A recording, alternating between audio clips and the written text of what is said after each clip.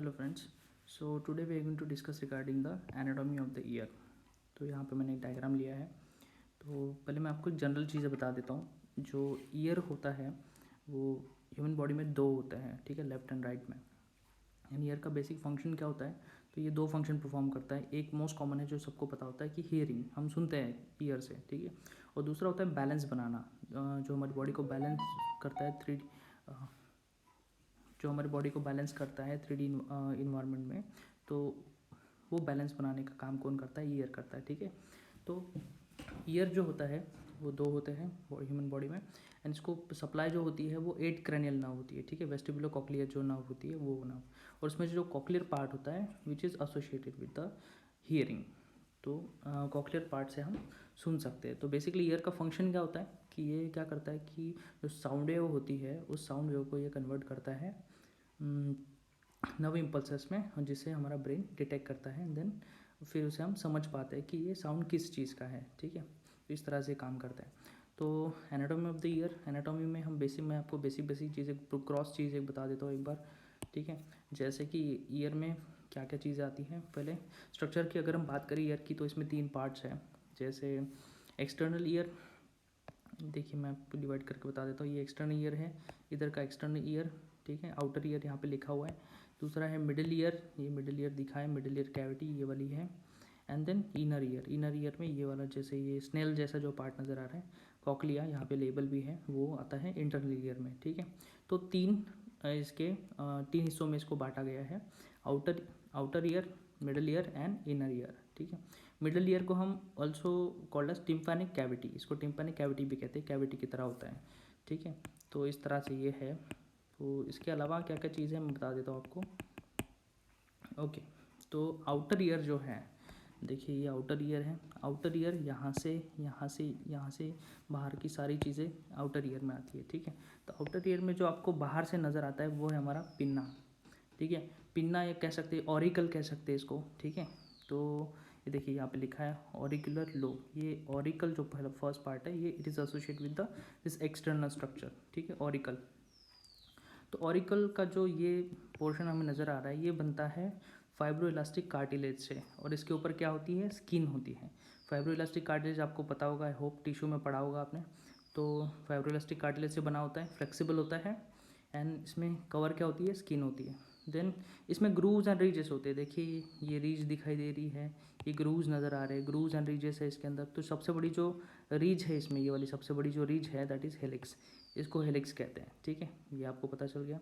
उसके बाद लोब होता है, यहाँ पे एक लोब है, देखिए अगर आप इसको टच करके देखेंगे खुद के इसको, तो ये बहुत ही सॉफ्ट सा फील होता है। ये सॉफ्टनेस किसकी वजह से? एडिपोज टिश्यू की वजह से।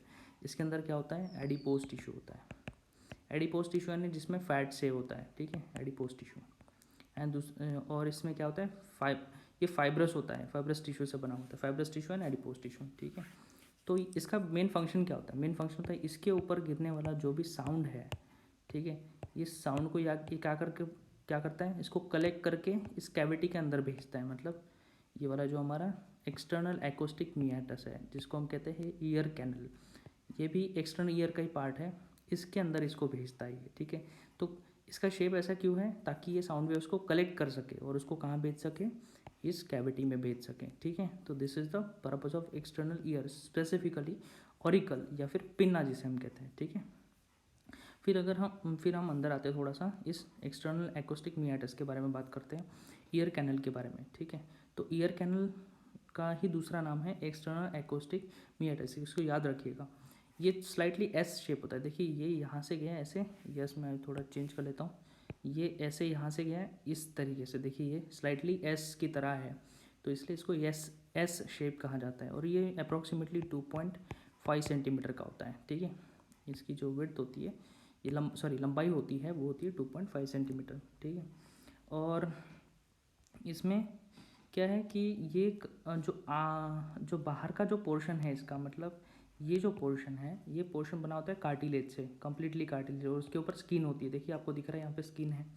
और जो अंदर का जो पार्ट होता है, मतलब जो अंदर वाला जो पोर्शन है, ठीक है, ये टेम्पोरल बोन में है। ये जो बोन आपको नज़र आ रही है यहाँ पे, ये बोन कौन सी है?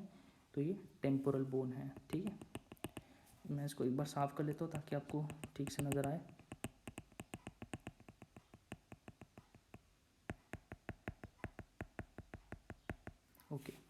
तो ये टेम्पोरल बोन मैं यहाँ पे लगा रहा हूँ लेबल, ये टेम्पोरल बोन है हमारा।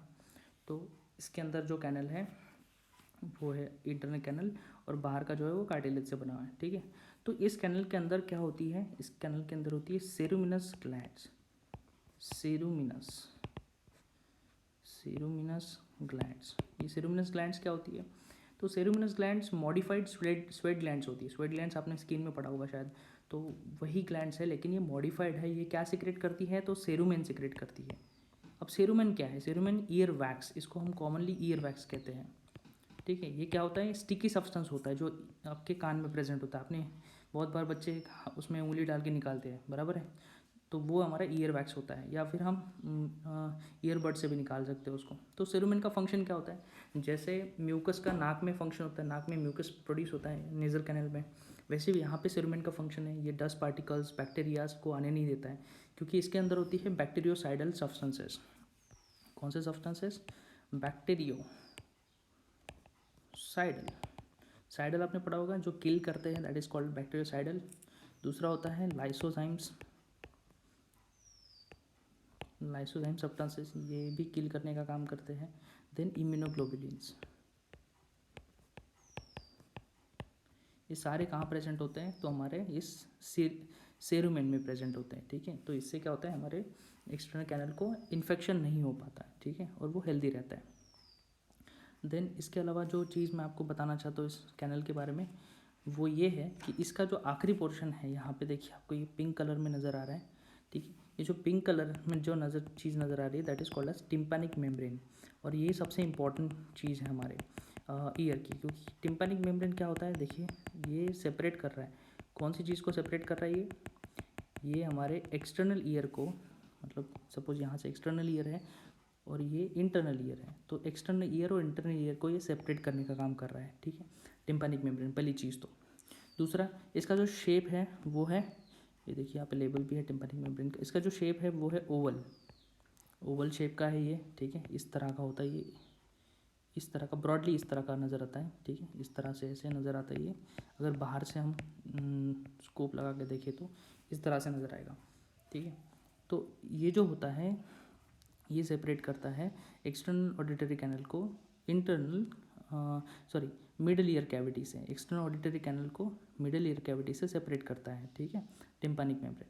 ये इसमें भी 3 टिश्यू, मतलब 3 लेयर से ये बना हुआ होता है, ठीक है। सबसे आउटर लेयर जो होती है, आउटर लेयर, ये हेयरलेस स्किन से बनी होती है, हेयरलेस स्किन, ठीक है, मतलब स्किन ही है लेकिन हेयर नहीं होती है उसके ऊपर वैसी।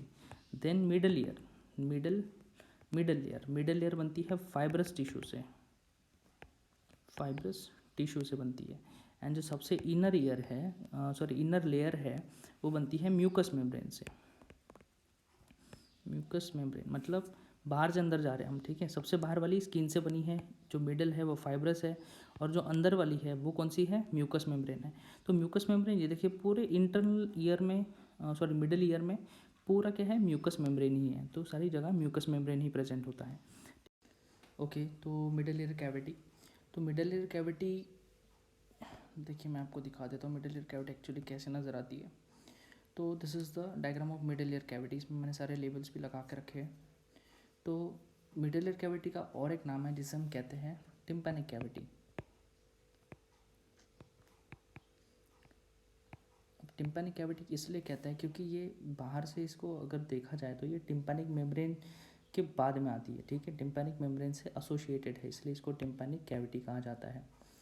ये कैविटी जो है, देखिए आप ठीक से देख पा रहे हैं तो आपको नज़र आएगा ये कैसी है, इरेगुलर शेप है इसका। एंड इसमें क्या होती है, एयर भरी हुई होती है, इसको याद रखिएगा, ठीक है। इसके अंदर क्या है, एयर होती है।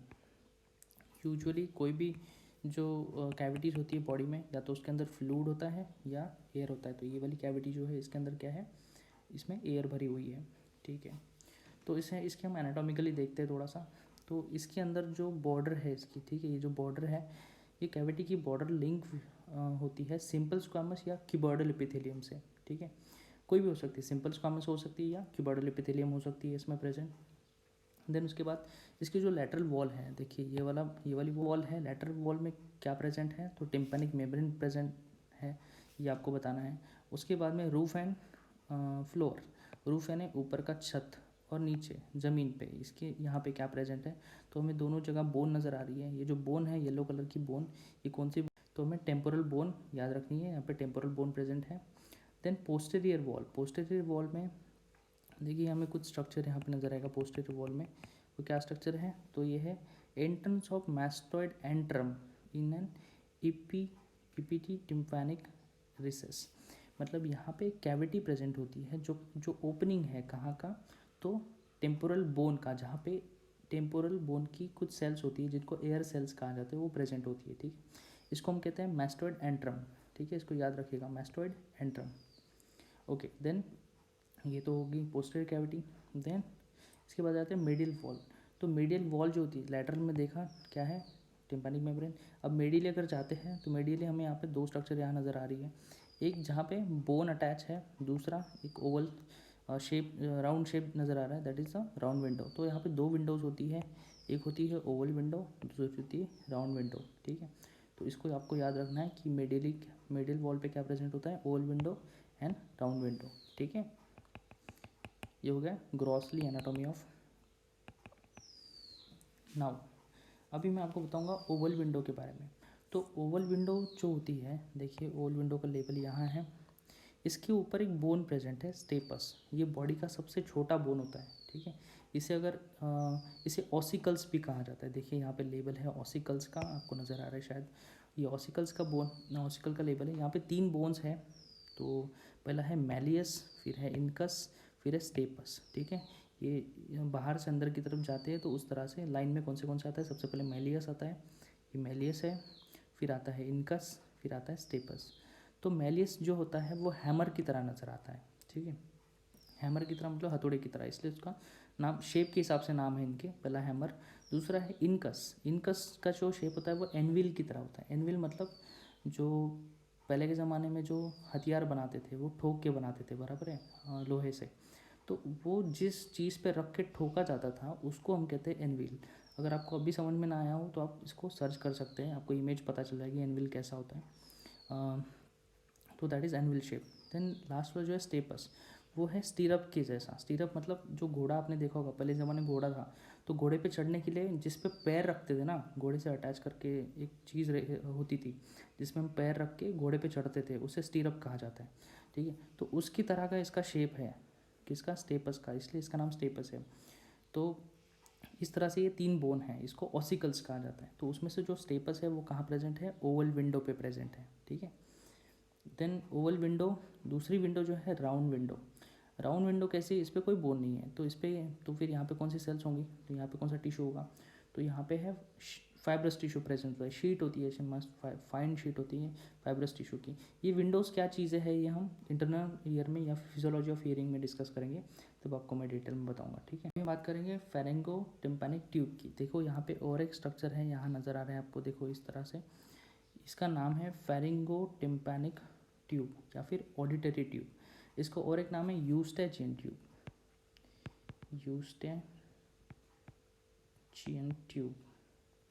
अभी यूस्टेचियन ट्यूब क्या करती है, यूस्टेचियन ट्यूब देख रही है, ये फेरिंग्स में ओपन होती है, मतलब ये फेरिंग्स के अपर पोर्शन में, माउथ में ओपन होती है, मतलब माउथ के पोस्टीरियर पोर्शन में, वहाँ ये ओपन होती है। ठीक है, इसमें होती है सिलेटेड कोलुमनर एपिथेलियम, इसमें जो सारी है ये सिलेटेड एपिथेलियम से, कोलुमनर एपिथेलियम से लगी हुई होती है, और ये नॉर्मली क्लोज होती है। अब देखिए इसमें बहुत ये इंटरेस्टिंग चीज़ है कि ये जो कैविटी है हमारी मिडिल ईयर कैविटी, जो क्या होती है, एयर फील्ड कैविटी होती है। तो इसमें से जो एयर होती है वो, उसका प्रेशर मेंटेन होता है। तो अगर बाहर का प्रेशर अगर कम हो जाए या ज़्यादा हो जाए, मतलब इरेगुलर हो जाए, प्रेशर ग्रेडियंट चेंज हो गया बाहर का और इस कैविटी के अंदर की जो एयर का प्रेशर है उसका, तो उससे क्या होगा, फिर उससे हमारे कान सुन्न हो जाते हैं। जैसे हम एरोप्लेन में बैठते ऊपर जाते हैं तो हमारे कान सुन्न हो जाते हैं, कान में अजीब अजीब सा लगता है, बराबर है। तो that is because of the air gradient change हो जाता है उसकी वजह से। तो जैसे हम मैंडिबल की मूवमेंट करते हैं तो उससे, या फिर याउनिंग करते हैं या स्वेलो करते हैं, ठीक है, निगल लेते हैं किसी चीज़ को, तो उस वक्त हमें क्या आता है, पॉपअप साउंड सुनाई देता है कान में। ठीक है, ऐसे लगता है कि हाँ खुल गया।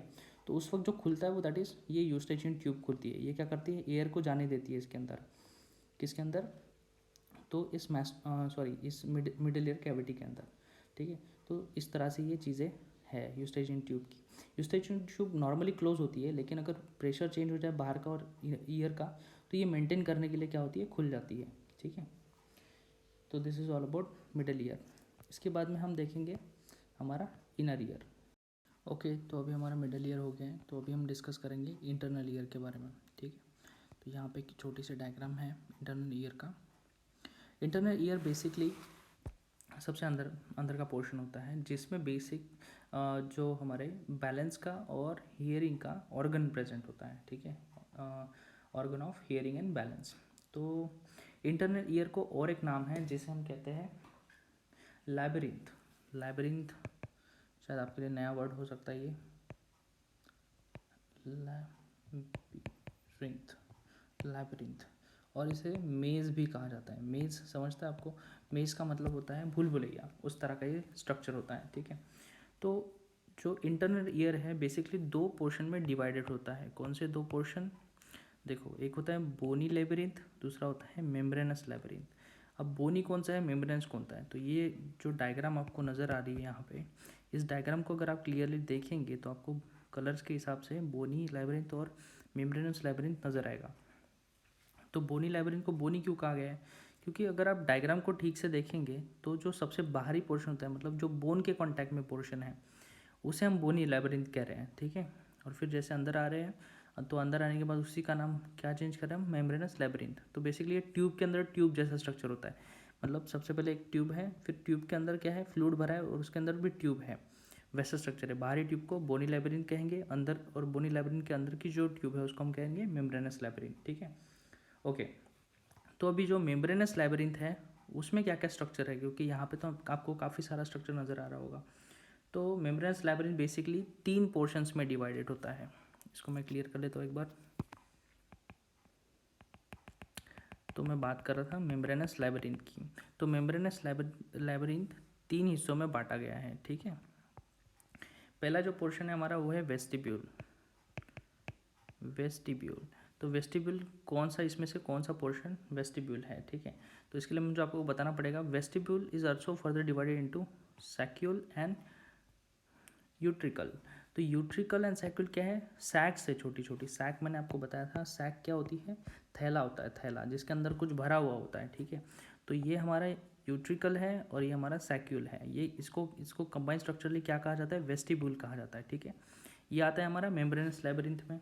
दूसरी जो चीज़ है सेमी सर्कुलर कैनल्स, ये देखिए कैनल्स नज़र आ रहे हैं आपको, देखो यहाँ पे कैनल्स है। तो ये जो कैनल्स है, ये कैनल्स क्या है, सेमी सर्कुलर कैनल्स और सेमी सर्कुलर डक्ट भी कह सकते हैं आपको। तो ये भी किसका पोर्शन है, मेम्ब्रेनस लेबिरिंथ का पोर्शन है। ठीक है, semi circular canals. Okay, then तीसरा जो है वो हमारा कॉक्लिया। कॉक्लिया, कॉक्लिया क्या है, तो ये जो पोर्शन यहाँ नज़र आ रही है आपको, दैट इज़ कॉक्लिया। तो कॉक्लिया बेसिकली दोनों फंक्शन परफॉर्म, बैलेंस का भी है इसके अंदर और जो हियरिंग वाला है वो भी है, ये कंबाइनली काम करता है दोनों के साथ में। ठीक है, तो ये सारे 3 पोर्शन किसके हैं, मेम्ब्रेनस लेबिरिंथ के पार्ट्स हैं। अभी मैं आपको बता देता हूँ, मेम्ब्रेनस लेबिरिंथ होप आपको समझ गया होगा। तो अभी मैं आपको बताता हूँ ये स्ट्रक्चर, हम इसमें से कुछ स्ट्रक्चर हम डिटेल में डिस्कस करेंगे। जैसे ये ग्रॉसली मैंने बताया आपको कि क्या क्या स्ट्रक्चर है, बोनी लेबिरिंथ है, मेम्ब्रेनस लेबिरिंथ है। बोनी लेबिरिंथ बोनी क्यों कहा जाता है, क्योंकि बोन से एसोसिएट होता है। मेम्ब्रेनस लेबिरिंथ में भी 3 डिविजन्स होते हैं, that is vestibule, then semi circular canals and cochlea. ठीक है, बोनी लेबिरिंथ, तो बोनी लेबिरिंथ जो है, बोनी लेबिरिंथ के अंदर होता है पेरिलिम्फ। पेरिलिम्फ क्या है, पेरिलिम्फ ये फ्लूइड होता है जो बोनी लेबिरिंथ के अंदर भरा होता है। फिर पेरिलिम्फ के अंदर क्या होता है, मेम्ब्रेनस लेबिरिंथ। तो मेम्ब्रेनस लेबिरिंथ के अंदर भी फ्लूइड होता है जिसे हम कहते हैं एंडोलिम्फ। ठीक है, तो बेसिकली क्या है, 2 तरह के फ्लूइड होते हैं। ठीक है, जो बोनी लेबिरिंथ में होता है उसको हम कहते हैं एंडोलिम्फ, सॉरी पेरिलिम्फ। ठीक है, ये पेरिलिम्फ, और जो मेम्ब्रेनस लेबिरिंथ के अंदर होता है उसे हम कहते हैं एंडोलिम्फ। ठीक है, उसके बाद में वेस्टिब्यूल पे आते हैं। वेस्टिब्यूल मैंने बताया था आपको, यूट्रिकल्स एंड सैक्यूल्स, इसको कंबाइनली हम क्या कहते हैं, वेस्टिब्यूल्स कहते हैं। तो वेस्टिब्यूल जो पोर्शन होता है, ये पोर्शन ये सबसे ज़्यादा पास में होता है किससे, मिडल ईयर से। एंड इस और इसमें क्या होती है, विंडोज़ प्रेजेंट होती है इसके अंदर, इसके लेटरल वॉल पे। देन इसमें सैक्स प्रेजेंट होती है, मैंने आपको बता दिया है। एंड देन ये जो पोर्शन है वेस्टिब्यूल, इसका इंपॉर्टेंस होता है किसमें, तो बैलेंस बनाने में, ठीक है। उसके बाद में आता है सेमी सर्कुलर कैनल्स। तो सेमी सर्कुलर कैनल्स को अगर आप ठीक से देख रहे हैं तो आपको पता चलेगा कि सेमी सर्कुलर कैनल्स बिल्कुल 3D स्ट्रक्चर, जैसे हम प्लेन्स बनाते हैं ना, जैसे कोई कॉर्नर होता है, किसी भी बॉक्स का कॉर्नर होता है, तो वो कैसे होता है, उसमें 3 लाइनें होती हैं जो हर एक प्लेन में जाती है। तो उसी तरह से इस 3 सेमी सर्कुलर कैनल का स्ट्रक्चर होता है। जब मैं आपको फिजियोलॉजी ऑफ हियरिंग पढ़ाऊंगा तो शायद आपको समझ, तब मैं उसको एक्सप्लेन करूँगा कि किस किस तरह से होता है ये। तो ये सेमी सर्कुलर कैनल्स का फंक्शन अभी फिलहाल इतना याद रखिए कि इसका फंक्शन किस में है, बैलेंस बनाने में है, ठीक है। और ये किसके साथ एसोसिएट होती है, तो वेस्टिब्यूल के साथ एसोसिएट होती है। देन तीसरा पोर्शन जो हमारा वो है कॉकलिया। अब कॉकलिया जो है, अगर हम इसको ध्यान से देखेंगे कॉकलिया को, तो कॉकलिया डिवाइडेड होता है, इसमें भी 3 पोर्शंस होते हैं। कौन सा, वेस्टिब्यूल, कॉकलिया एंड टिम्पैनी। तो इसमें अगर आप बुक्स में देखेंगे तो इसमें लिखा हो सकता है scala tympani, then scala media, scala media को स्काला कॉकलियर भी कहा जाता है, और स्काला वेस्टिब्यूल, ठीक है। तो ये पोर्शन क्या है, हमारा वेस्टिब्यूलर कॉकलियर पोर्शन है। तो कॉकलिया क्या करता है, ये देखो यहाँ पे लेबल भी है कॉकलिया। तो कॉकलिया का मेन फंक्शन होता है इसमें हियरिंग में फंक्शन होता है, ठीक है। तो फिजियोलॉजी ऑफ हियरिंग जब मैं पढ़ाऊंगा तब आपको बता दूंगा इसमें क्या क्या चीज़ होती है। तो this is all about the year.